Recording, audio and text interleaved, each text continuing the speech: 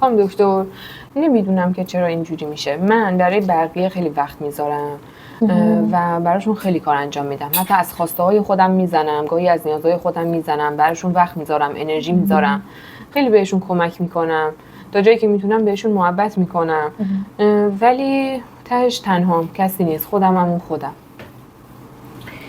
ببین، یه چیزی که باید باش روبرو بشی اینه که فداکاری و از خودگذشتگی بیش از اندازه از تو یه آدم محترم و دوست داشتنی نمیسازه.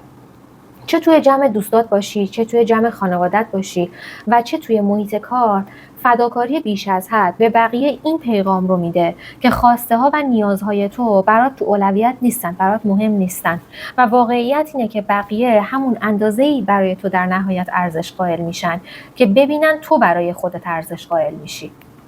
آخه من نمیتونم که، یعنی میگی بهشون کمک نکنم؟ ببین، مهربونی کردن و کمک کردن به بقیه اتفاقا خیلی هم قشنگه، ولی تو زمانی میتونی یه همراه خوب، یه دوست خوب یا یه خانواده خوب باشی که اول از همه بلد باشی چجوری باید از خودت مراقبت کنی، اول از همه بلد باشی چجوری باید برای خودت مرز بذاری.